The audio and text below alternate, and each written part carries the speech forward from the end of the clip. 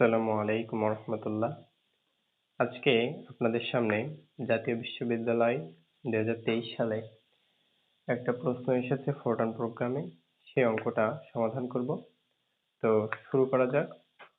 অঙ্কটাতে বলা আছে একটা ধারা, যে ধারার 500 পদ পর্যন্ত ধারাটির যোগফল 4 দশমিক স্থান পর্যন্ত নির্ণয় করার জন্য একটি ফোরট্রান প্রোগ্রাম লিখতে হবে। তো প্রোগ্রামটা আমি আগেই লিখে ফেলেছি। এখন প্রোগ্রামটার প্রত্যেকটা লাইনের ব্যাখ্যা দেওয়ার চেষ্টা করবো ইনশাল্লাহ। তো প্রথমে আমরা এখানে বলে দিয়েছি যে সাম ইকুয়াল 0.0। 0.0টা লেখার কারণ হলো এখানে সবগুলো সংখ্যাই ভগ্নাংশ আকারে আছে। ভগ্নাংশ আকারে থাকার কারণে এটা পয়েন্ট আসবে বা দশমিক আসবে, দশমিক মানটা আমরা পাবো। তো সেই ক্ষেত্রে আমরা সামে 0.0 ধরেছি। আচ্ছা, এরপর পরের লাইনে আমরা কে ইকুয়াল 1 ধরেছি। আমরা বলেছি যে কে এর মানটা 1। তারপর হলো ডু 7j। ডু দেওয়ার পর একটা লেবেল নাম্বার দিয়েছি। লেবেল নাম্বারটা 3 ডিজিট পর্যন্ত, অর্থাৎ 3টা সংখ্যা 1 2 3, অর্থাৎ একটা সংখ্যা থেকে শুরু করে সর্বোচ্চ 999 পর্যন্ত ব্যবহার করা যায়। এর ভিতরে যে কোনো একটা ইচ্ছা মতো ধরে নিলেই হয়। তো এখানে আমরা 7 ধরেছি। 7 জে ইকুয়াল 1 থেকে 500। এখন 1 থেকে 500 এটা কেন নিলাম? এটা নেওয়ার কারণ হলো আমরা যদি ধারাটাতে একটু খেয়াল করি যে এইখানে সবগুলোর উপরে 1 আছে, তো সেটা ব্যাপার না। ব্যাপার হলো নিচে আছে 2, তারপরটা আছে 3, তারপরটা সিরিয়াল ওয়াইজ 4 হওয়ার কথা, তো 4ই আছে। আচ্ছা, এইটাকে যদি আমরা একটু চেঞ্জ করে এরকম লিখি তাইলে সমস্যা নেই। যদি আমরা 1টাকে 1/1 স্কোয়ার লিখি তাহলে কি সমস্যা? সমস্যা না। আচ্ছা, তাহলে 1 স্কোয়ার, 2 স্কোয়ার, 3 স্কোয়ার, 4 স্কোয়ার এইভাবে যাচ্ছে। তাহলে প্রথম পদে হচ্ছে 1 স্কোয়ার, দ্বিতীয় পদে হচ্ছে 2 স্কোয়ার, তৃতীয় পদে হচ্ছে 3 স্কোয়ার। তাহলে 500 পদ মানে শেষেরটা 500 স্কোয়ার। তো সেই ক্ষেত্রে আমরা সেই জন্যই মূলত এই 1 থেকে 500 নিয়েছি। এবং এই ক্ষেত্রে ব্যবধান যেহেতু 1 করে, সেহেতু এখানে এই যে পাশের যে ব্যবধানটা আমরা লিখি, তো এখানে 1 বলে এটা লিখিনি।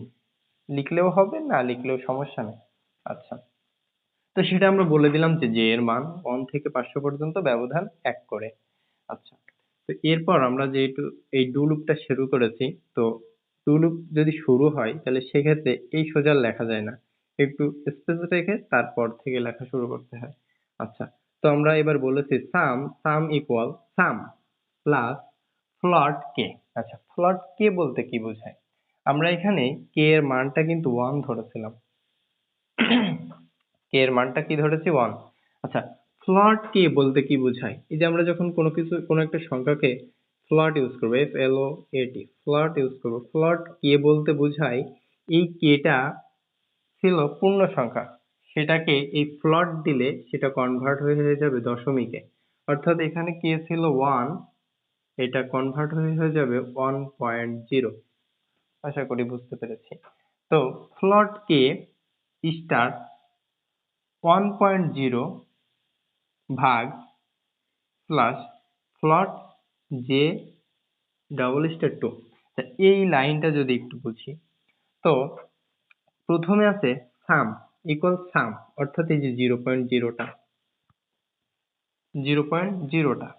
সাম ইকুয়াল 0.0 ছিল। তারপর প্লাস ফ্লট কে মানে সেটাকে পূর্ণ সংখ্যা থেকে দশমিকে রূপান্তর। আচ্ছা, তাহলে কে ছিল 1, তো 1 কে যদি দশমিকে রূপান্তর করা হয় তাহলে হয় 1.0। এরপর স্টার আছে, স্টার বলতে গুণ বোঝায়। তারপরে ব্র্যাকেট যেহেতু দিয়েছি তো ব্র্যাকেট দিলে সমস্যা নেই। তারপরটা আছে 1.0। তারপরে আবার দিয়েছি দাগ ফ্লট জে। এই যে জে এর মানটা ডু লুপের প্রথম ধাপে জে এর মান ধরবে কত? 1। তো 1 আবার এটা ফ্লটে নেওয়া হয়েছে, তাহলে 1.0। ডাবল স্টার ব্যবহার করা হয় যখন কোনো কিছুর পাওয়ারে যায়, অর্থাৎ ডাবল স্টার 2 মানে জে এর পাওয়ার 2। যদি এখানে 3 দিতাম তাহলে জে এর পাওয়ার হয়তো কিউব। আচ্ছা, তাহলে এটা কি? এই যে স্কোয়ার, এইটা তাহলে আমরা যদি খেয়াল করি 1 গুণ 1 গুণ 1 বাই 1 স্কোয়ার না, 1 গুণ 1 বাই 1 স্কোয়ার। এই 1 টা কেন দিয়েছি সেটা পরবর্তীতে বোঝা যাবে। তো 1 বাই 1 স্কোয়ার, তাহলে প্রথম পদটা চলে এসেছে না, প্রথম পদটা চলে এসেছে। আচ্ছা, তারপরে আবার বলেছি K equal minus one, minus কে, সরি, কে ইকুয়াল মাইনাস কে। এটা কেন বললাম? আচ্ছা, আমাদের প্রথমে কে এর মান কত ছিল? কে এর মান ছিল 1। যখন পরবর্তীতে বলে দিলাম কে ইকুয়াল মাইনাস কে, তাইলে কি তখন মাইনাস কে বলতে বোঝায় মাইনাস কে, তাহলে কে এর মান কত ছিল? 1। যদি 1 বসাই তাহলে এটা না তখন মাইনাস 1 হয়ে যায়, কে এর মানটা মাইনাস 1 হয়ে যায়। তো যখন কে এর মানটা মাইনাস 1 আমি তখন চেঞ্জ হয়ে কে এর মান 1 থেকে চেঞ্জ হয়ে যায় মাইনাস 1। তো সেক্ষেত্রে পরের ধাপে যাবেও এবং বলছে 7 টা কন্টিনিউ করো। কন্টিনিউ করা মানে এই 500 পর্যন্ত যতক্ষণ না শেষ হবে ততক্ষণও কন্টিনিউ করবে। আচ্ছা, এখানে কিন্তু কে এর মান তখন মাইনাস 1 হয়ে গেছে, ও তখন 2 তে যাবে। যে ইকুয়াল 1 এর পরে কি আসবে? 2। 1 এর পরে যদি 2 আসে তাহলে আবার যদি সেই লাইনটা লিখি, সাম, এই সামটা বের করবে, কি বের করবে? ইকুয়াল সাম। সাম কত ছিল? ওই যে এই যে সাম, এইটা কিন্তু ও প্রথম ধাপে যোগ করে যেটা পেয়েছে সেটা হলো সাম নেক্সট সাম হয়ে গিয়েছে। তো তখন ওই সামের মান কত হচ্ছে? 1 বাই 1 স্কোয়ার মানে 1। তখন ওই সামের মানটা হচ্ছে 1। ওকে, তো দ্বিতীয় ধাপে কি হবে? যখন সাম ইকুয়াল সাম প্লাস বলতেছি, সাম প্লাস, তো এই সামের মান কত ছিল? প্রথম ধাপে যে মানটা নিয়েছে সেটা দ্বিতীয় ধাপে সে ইউজ করবে, কারণ কি সামটা তো চেঞ্জ হয়ে গেছিল। আচ্ছা, তাইলে প্রথম ধাপে সামের মান ছিল 1, তো এখানে 1 হবে। তারপর কি হবে? প্লাস, প্লাস, এখানে বলা হয়েছে ফ্লট কে। এখন ফ্লট কে মানে দশমিকে নেওয়া হয়, তো সেটা ঠিক আছে, কিন্তু কে এর মানটা কত? কে এর মানটা কিন্তু অবশ্যই মাইনাস 1, কারণ কে এর মানটা চেঞ্জ হয়ে 1 থেকে মাইনাস 1 এ হয়েছে এই ধাপে আসার সময়।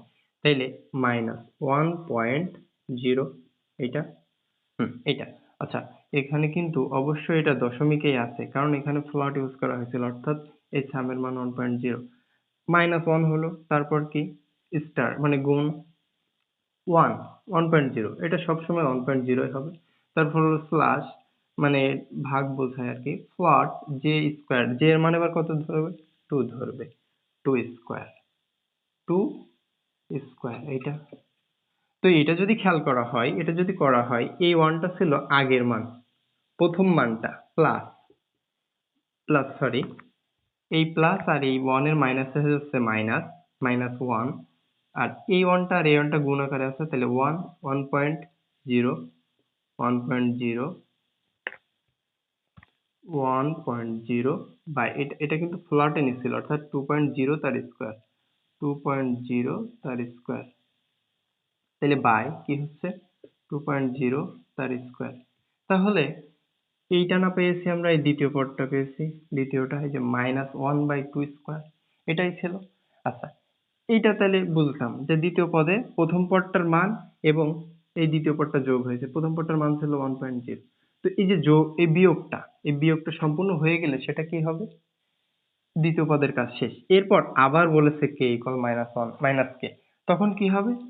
দ্বিতীয় স্টেপে ছিল কে এর মান মাইনাস 1, কে এর মান ছিল মাইনাস 1। তো যখন কে এর মান মাইনাস 1 হলো, তারপরে আবার বলতেছি কে ইকুয়াল মাইনাস কে, তাহলে এটা যেহেতু কে ইকুয়াল মাইনাস 1 ছিল, তখন কে ইকুয়াল মাইনাস 1 বলতে মাইনাস কে, তো মাইনাস কে, কে এর মান ছিল মাইনাস 1, তখন কি হচ্ছে? প্লাস 1 হয়ে যাচ্ছে, আবার প্লাস 1 হয়ে যাচ্ছে। এই প্লাস 1 এর কারণে পরবর্তী চিহ্নটা প্লাস, তারপরে আবার যখন মাইনাস দিব তখন পরেরটা মাইনাস, সেম ভাবে এটা চলতে থাকবে। 7 কন্টিনিউ মানে 2 এর পরে 3 ধরবে, 3 এর পরে 4 ধরবে, 4 এর পরে 5, এভাবে চলতে চলতে কত হবে? 500 হবে। তো এটা যখন কন্টিনিউ করা হয়ে যাবে নেক্সট ধাপে যাবে। তো নেক্সট ধাপে প্রিন্ট স্টার কমা। আচ্ছা, আমরা যখন প্রিন্ট স্টার লিখে, আমরা যখন প্রিন্ট স্টার লিখে কিছু লিখি, যে প্রিন্ট, প্রিন্ট প্রিন্ট স্টার কমা দিয়ে যদি এখানে লিখতাম যে সাম ইকুয়াল এইটা লিখে SUM লিখতাম, তাহলে সে কি করতো? জাস্ট এই যে দুটো ইনভার্টেড কমার ভিতরে যেটা লিখবো, ও প্রিন্ট দিত কি SUM সাম ইকুয়াল এই মোট যোগফলটা যা পেয়েছে, ধরলাম 3.1416 পেয়েছে। তো ও তখন ওই সামের মানটা যা হইতো দশমিক দিয়ে হুবহু সেটা লিখে দিত। কিন্তু আমরা যখন প্রিন্ট স্টারের পরে একটা লেভেল নাম্বার ইউজ করব, তখন বলতেছি এটা দ্বারা বোঝাচ্ছি যে 10 লেভেলে আমি যা দিয়েছি সেই অনুপাতে সে প্রিন্টটা দিবে।